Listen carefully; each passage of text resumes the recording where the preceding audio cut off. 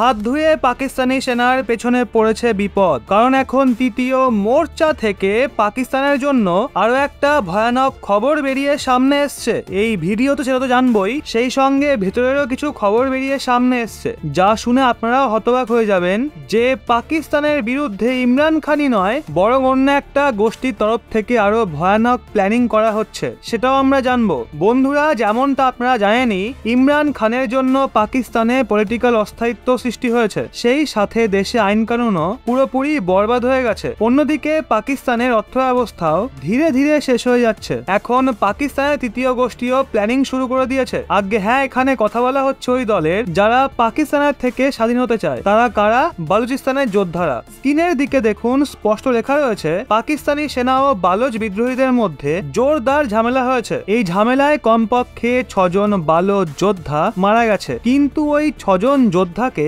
মারতে গিয়ে পাকিস্তানি সেনার 7 জওয়ানও মারা গেছে। আর এই যে 7 জন জওয়ান মারা যাওয়ার হিসেব রয়েছে সেটা পাকিস্তানি সেনা নিজেরা দিয়েছে। এটা তাদের অফিসিয়াল পরিসংখ্যান, কিন্তু যে আনঅফিসিয়াল সোর্স রয়েছে তারা বলছে এর পরিসংখ্যান এর থেকে আরো বেশি। প্রায় 12 থেকে 16 জন পাকিস্তানি রেঞ্জার এই অপারেশনে মারা গেছে। এই পুরো ঘটনাটা কোথায় ঘটেছে? আসলে বালুচিস্তানের ভেতরে পাকিস্তানি সেনার একটা ক্যাম্প ছিল, ওই ক্যাম্পেই এই যোদ্ধারা অ্যাটাক করে, যার পাল্টা জবাবে পাকিস্তানি সেনাকে অপারেশন চালাতে হয়। এই অ্যাটাক করেছে তাকে। অফিসিয়ালি তো বলা হচ্ছে যে বালুচিস্তান লিবারেশন আর্মি রয়েছে তারা এই অ্যাটাকটা করেছে, পাকিস্তানের সেনাও এটা বলছে, কিন্তু ভেতরের কিছু কথা বেরিয়ে আসছে সেটাও শুনি চলুন। এখনো অবধি বালুচিস্তানে যত অ্যাটাক হয়েছে সেই সবগুলো বালুচিস্তান বেস যোদ্ধারা করত।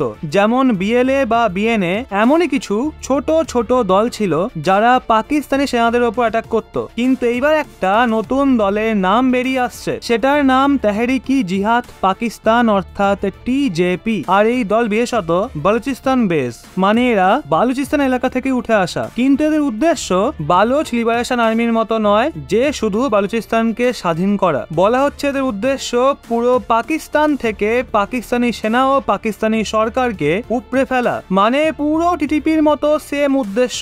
বা এটাকে এমন ভাবে বুঝুন যেমন উদ্দেশ্য আফগানিস্তানের ভেতরে আফগান তালেবানের ছিল, মানে সেনা সরকারকে উপড়ে ফেলা আর গোটা দেশে ইসলামিক আইন লাগু করা। এদেরও এমনই উদ্দেশ্য রয়েছে। মানে এখন পাকিস্তানে দুটো এমন গোষ্ঠী তৈরি হয়ে গেছে যারা চিন্তা ভাবনায় তালেবানের বরাবর। একটা হলো টিটিপি এবং অন্যদিকে রয়েছে টিজেপি। আপনাদের জানাই যে টিজেপি রয়েছে, বলা হয় এরা ভাবনার থেকেও বেশি ভায়োলেন্ট। আর যখনই তারা পাকিস্তানি সেনার উপর হামলা করে তখন অনেকগুলো অ্যাটাক করে, সেই জন্য পাকিস্তানি সেনা ভয় পাচ্ছে টিজেপি আগামী সময় আরো বেশি অ্যাটাক করে আরো ক্ষতি করতে পারে। প্রথমে পাকিস্তানি সেনাদের টিটিপি বা বালুচ লিবারেশন আর্মিকে সামলাতে হতো, এখন তাদের সামনে আরো একটা নতুন বিপদ এসে হাজির হয়েছে। আর এই নতুন দল ছোট হলেও প্রচন্ড খতরনাক। বর্তমান সময়ে পাকিস্তান পুরো বারুদের স্তূপের ওপর বসে আছে। একদিকে ইমরান খান, অন্যদিকে অর্থ ব্যবস্থা এবং তৃতীয় দেশের সিকিউরিটি এবং এই বিদ্রোহী সংগঠন। এই তিনটে সমস্যার সঙ্গে পাকিস্তান কিভাবে ডিল করবে সেটাই এখন দেখার।